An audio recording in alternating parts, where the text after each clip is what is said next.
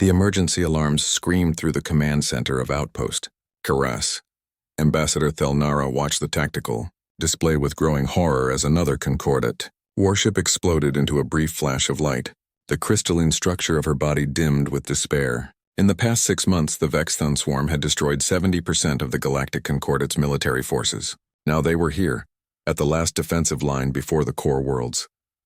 Ambassador, the flagship Luminous Dawn is retreating, reported Commander Vecthos, his 4 eyes blinking rapidly in distress. They've lost primary weapons and life support on decks 4 through 9. Thelnara studied the display. Hundreds of bioorganic Vexthon ships swarmed through the nebula like insects. Their living vessels absorbed energy weapons and regenerated damage faster than the Concordat could inflict it. Every battle was a slow massacre. Every retreat left more dead behind. How long until they reached the station? She asked quietly. 18 minutes, Ambassador. 18 minutes until the Vexthon overwhelmed Karas Station. Then nothing would stand between them and the populated worlds. Billions would die. The Concordat, which had existed for 3,000 years, would end. Thelnara made her decision. She turned to Vecthos. Activate the ancient beacon. The commander's crystalline face showed shock. Ambassador, that beacon points to the Deathworld sector, the restricted zone. Even if the legends about humans are true, we haven't had contact with them in over 400 years. Most scholars believe they destroyed themselves or never existed at all. I know, Thelnara said, but we have no other options. Activate it now. Vecthos hesitated, then nodded. He moved to an ancient control panel in the corner of the command center. The beacon had been installed centuries ago, part of a first contact protocol that was never used. The humans had visited Concordat space once, long ago, then vanished back into their isolated region of the galaxy. They left behind only the beacon and strict instructions. Use it only in the most desperate circumstances. These were desperate circumstances. The beacon activated with a pulse of energy that rippled through subspace. Thelnara didn't know if anyone would hear it. Didn't know if humans still existed. Didn't know if they would care even if they received the signal. All ships begin evacuation procedures, she ordered. We'll hold as long as we can. The next 15 minutes passed like a nightmare. Concordat ships fired their elegant energy beams at the Vexthon swarm, but it was like throwing pebbles at a tsunami. The enemy vessels pushed closer. The station's shields began to fail under concentrated fire. Civilian transports fled toward the jump gate while military vessels formed a protective screen, dying one by one to buy time for the evacuation. Thelnara watched her people die with quiet dignity. The Concordat had always fought with honor, with careful strategy and measured responses. They had never encountered an enemy like the Vexthon, who fought with endless numbers and savage brutality. Ambassador, jump signature detected, Vecthos suddenly shouted. Something's coming out of faster-than-light travel. It's massive. On the tactical display, a single contact appeared. Then space itself seemed to tear open, and something emerged that made every sensor on the station scream warnings. The ship was enormous, larger than any Concordat vessel. Its hull was dark gray metal, covered in angular armor plates and studded with weapons batteries. It looked heavy, brutal, and aggressive, nothing like the elegant curves and energy-efficient designs of Concordat ships. Getting identification, Vecthos reported, his voice shaking. It's broadcasting in an old dialect. The translation reads, Terran Colonial Navy Ship Indomitable. Dreadnought class. Captain Maria Chen commanding. Terran, Thelnara whispered. Human. The Indomitable didn't slow down or request permission. It simply accelerated directly toward the Vexthon fleet, at a speed that should have been impossible for something so large. Weapon ports along its hull began to glow. They're charging weapons, Vecthos said. Energy signatures are... Ambassador, those aren't energy weapons. Those are kinetic accelerators. And missile tubes. Hundreds of them. A communication channel opened. The voice that came through was female, speaking in clear Concordat standard language with a strange accent. Concordat forces, this is Captain Chen of the TCNS Indomitable. We received your distress call. Recommend you pull back to a safe distance. We're going in hot. Thelnara found her voice. Captain Chen, the enemy numbers over 300 vessels. You're alone. There was a pause. Then the human captain replied, and Thelnara could hear something in her voice. Not fear, something else. Something fierce.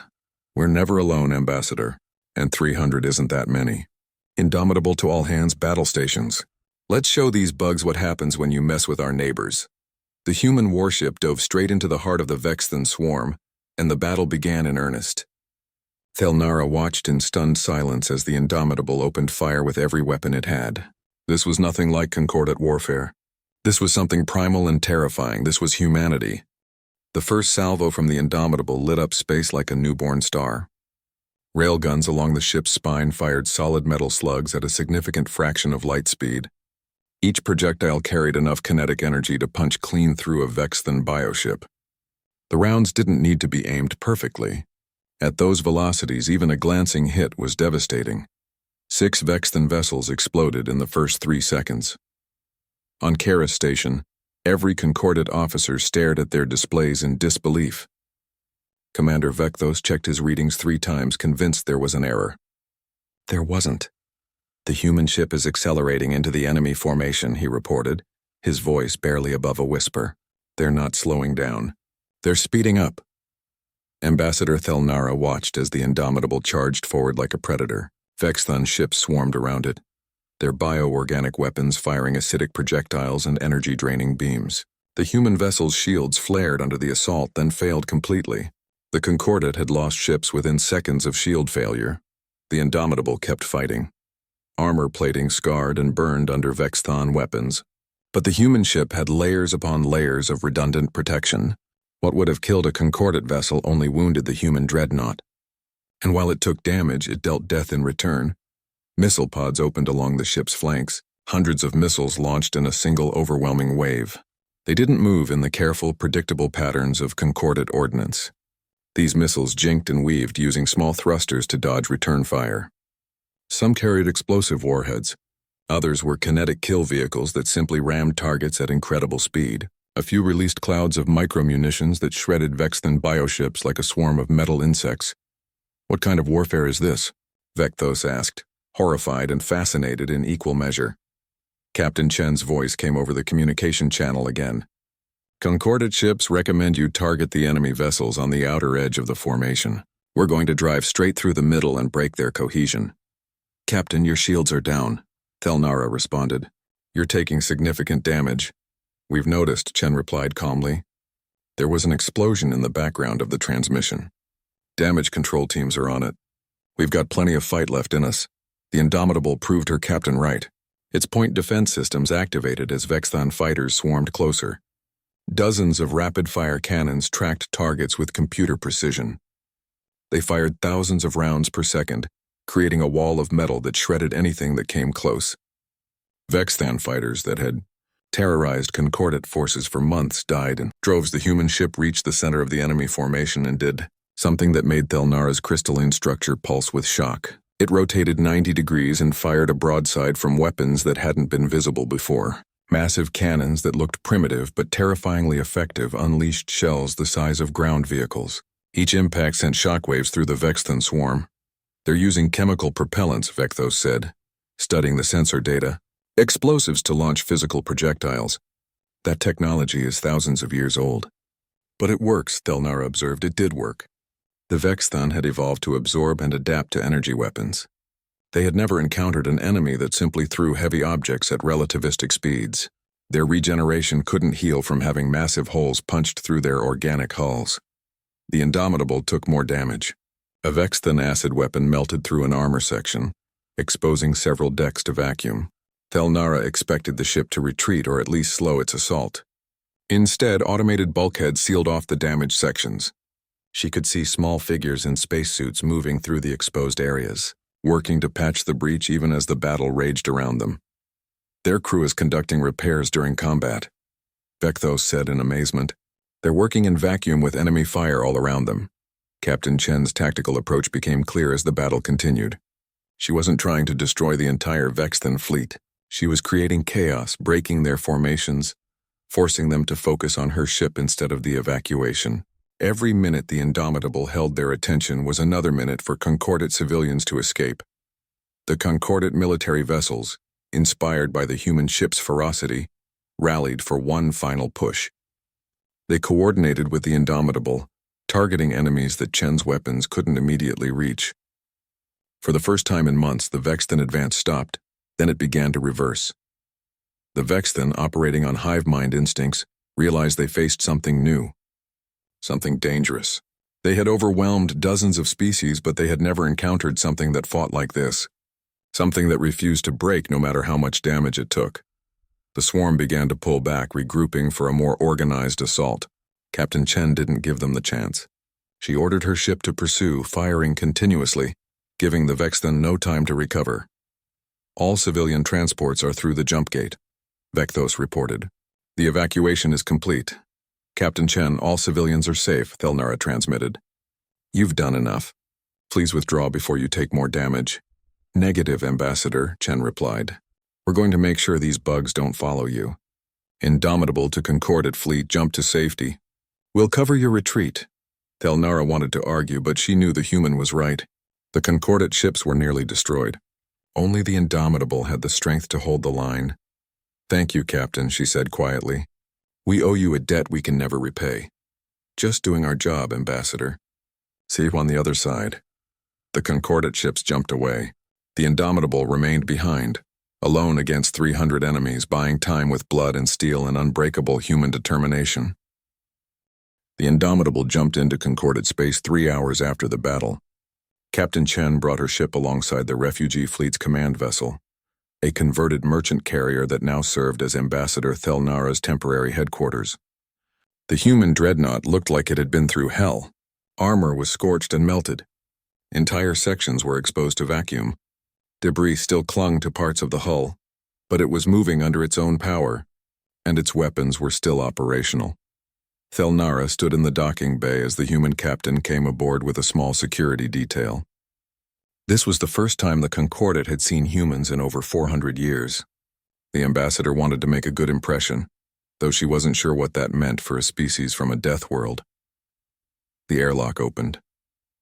Captain Maria Chen stepped through, and Thelnara immediately understood why the humans were so dangerous. Chen was short by Concordat standards, barely reaching Thelnara's shoulder. But she moved with confidence and power. Her body was compact and muscular, built for strength rather than elegance. She wore a dark blue uniform with various insignia and a sidearm on her hip. Her brown skin showed scars and her dark eyes missed nothing as she scanned the docking bay. Behind her came 4 more humans, all armed and alert. They moved with predatory grace, their eyes constantly checking for threats. They were warriors, and they made no attempt to hide it. Ambassador Thelnara, Chen said, extending her hand in the human greeting. It's an honor to meet you. Thelnara carefully touched the human's hand, mimicking the gesture she'd seen in old records. Chen's skin was warm, and her grip was strong enough to be slightly uncomfortable. Captain Chen, you saved thousands of lives today. The honor is ours, Chen smiled slightly. We received your distress call and came as fast as we could. I'm sorry we didn't arrive sooner. You arrived exactly when we needed you, Thelnara said. She gestured toward the conference room. Please, we have much to discuss. As they walked, Thelnara noticed how the humans studied everything. They didn't just look. They assessed, calculated, identified threats and exits. It was both unsettling and impressive. In the conference room, Concordat officials gathered around the table. They stared at the humans with barely concealed fascination and fear. Chen's security detail positioned themselves near the exits, not threateningly, but with clear tactical awareness. I need to know what we're dealing with, Chen said once everyone was seated. Tell me about the Vexthan. Commander Vecthos activated a holographic display. The Vexthan are a hive mind species. They consume entire worlds to fuel their reproduction. They appeared in our space 6 months ago from unknown regions. Since then, they've destroyed 70% of our military forces and occupied 14 systems. Hive mind, Chen repeated, making notes on a small device. So taking out leadership structures won't work. What about their reproduction rate? Extremely high. They breed new ships in weeks rather than months. Our intelligence suggests they have multiple breeding worlds in occupied territory. Chen nodded. We'll need to hit those. What about their tactics? They overwhelm with numbers. Their bioships can regenerate damage from energy weapons. We noticed, Chen said dryly. Good thing we don't rely on energy weapons. Thelnara hesitated, then asked the question everyone wanted answered. Captain, why do your weapons seem so primitive? Chemical explosives and kinetic projectiles were abandoned by most species millennia ago. Chen leaned back in her chair. Because they work. Energy weapons are elegant, sure, but they require massive power generation, long recharge times, and they're vulnerable to certain defenses. A chunk of metal traveling at 0.8 light speed doesn't care about shields or armor. It just hits and keeps hitting. Plus, if our power systems fail, our guns still work. But the damage your ship took, Vecthos said. You lost shields immediately and continued fighting with exposed decks. Any concordate vessel would have been destroyed.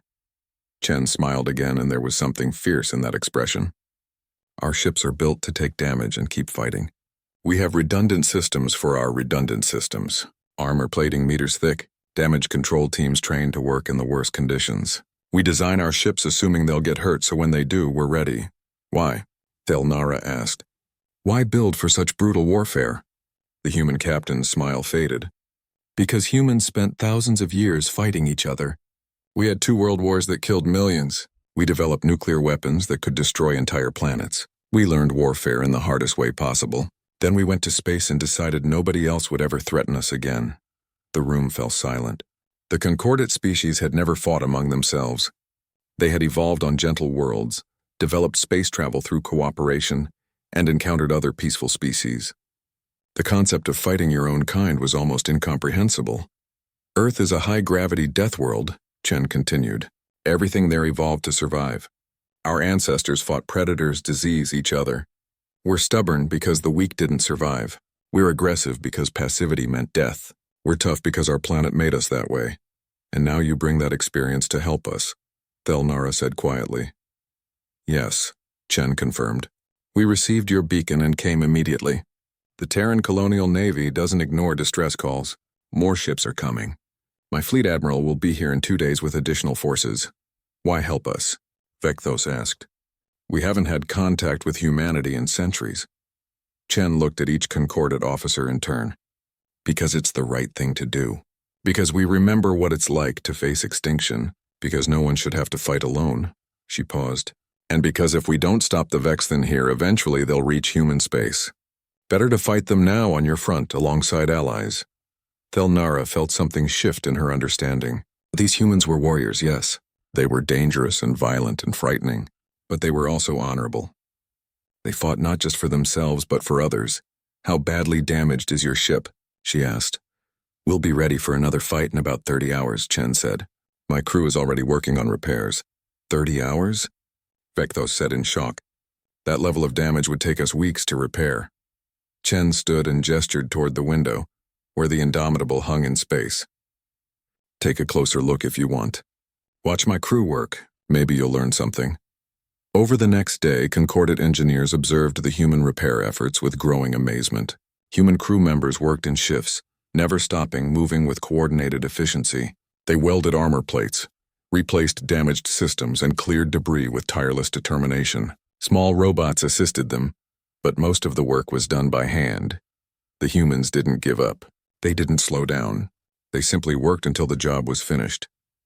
Thelnara watched them and realized the Concordate had found more than military allies. They had found teachers who could show them what it meant to truly fight for survival.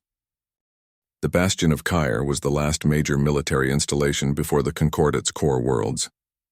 Its massive space station and defensive fleet represented the final organized resistance against the Vexthan advance. When the Indomitable arrived with the refugee fleet, the station's defenders were preparing for a siege they knew they couldn't win. That changed when Fleet Admiral Marcus Webb arrived with 7 more human warships. Ambassador, Thelnara watched from the station's observation deck as the human fleet took up positions. There were 2 more dreadnoughts like the Indomitable, 4 heavy cruisers and 3 destroyers. Compared to the hundreds of Vexthan vessels pressing toward them, it seemed like nothing, but Thelnara had learned not to underestimate humans. Admiral Webb was older than Captain Chen, with gray hair and lines around his eyes that spoke of decades of command. He carried himself with quiet authority as he addressed the combined Concordate and human leadership in the station's war room.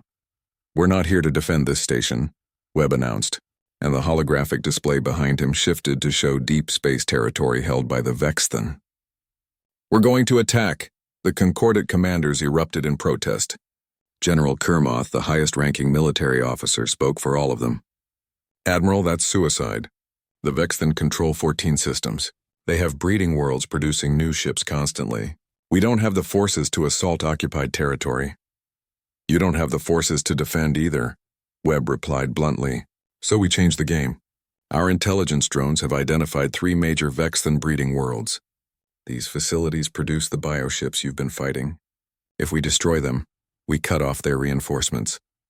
The breeding worlds are deep in occupied space, Commander Vecthos said, studying the display, surrounded by defensive fleets. Any assault would be detected immediately. That's why we're not sending our whole fleet, Webb said. We'll use hit-and-run tactics. Fast strikes with overwhelming firepower, then jump out before they can respond effectively.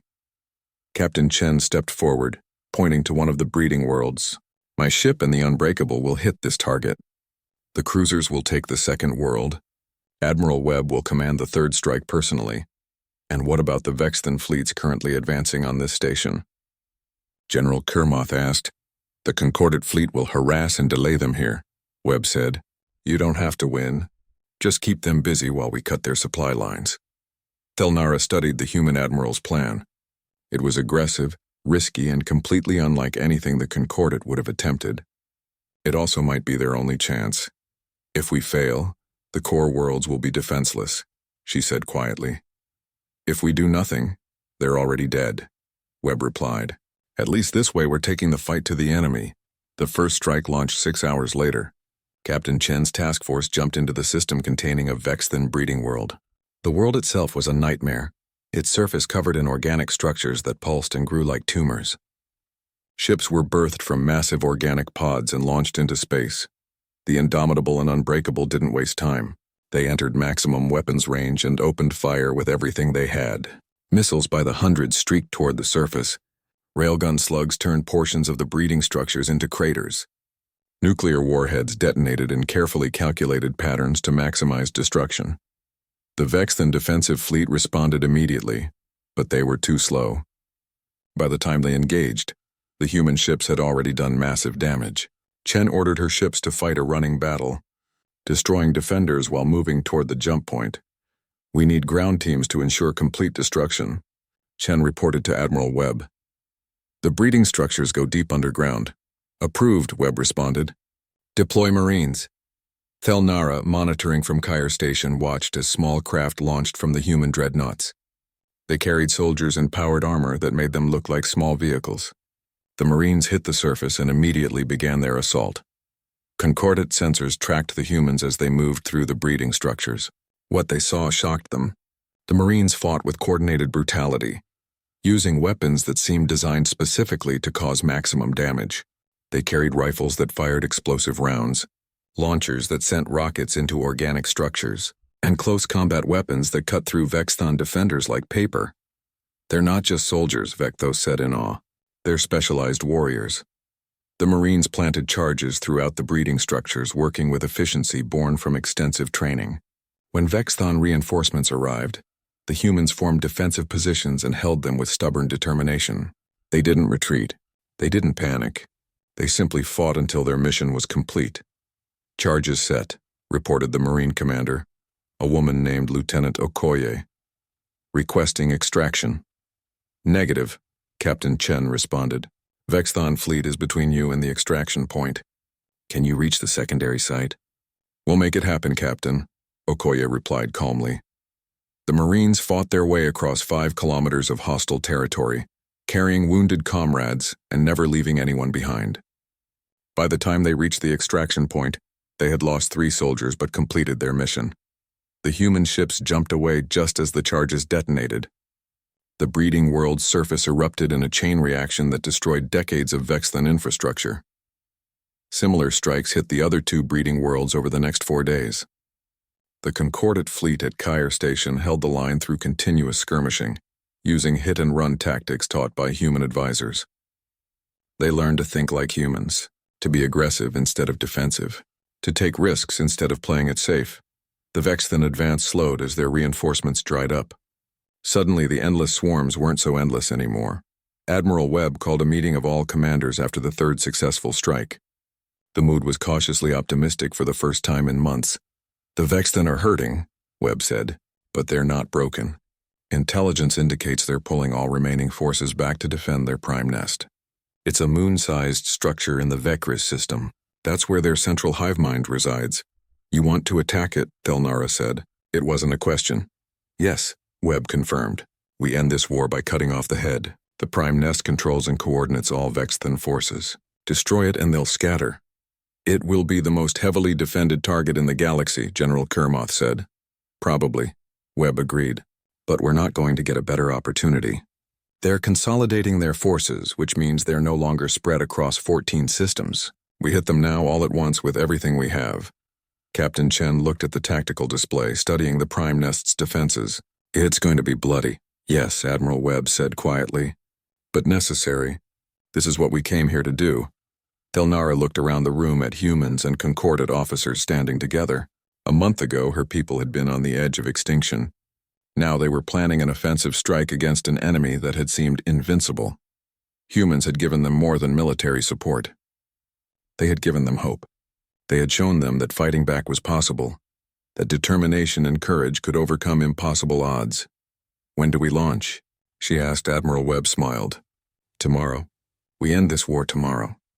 The combined fleet jumped into the Vecris system in a coordinated wave that stretched across millions of kilometers.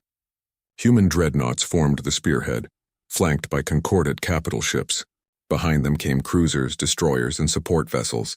It was the largest military operation in Concordat history.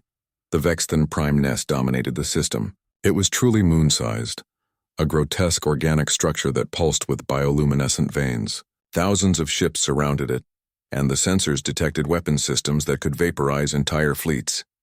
All ships, weapons-free, Admiral Webb ordered. Hit them with everything. The battle began with a storm of fire that lit up the darkness of space. Human missiles crossed the distance in seconds, their warheads detonating against Vexthan shields. Railgun slugs followed, punching through shields weakened by the initial barrage.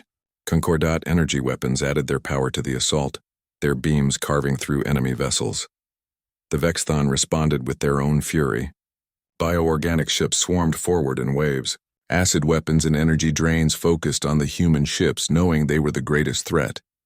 The defenders fought with desperate determination, protecting their hive mind at all costs.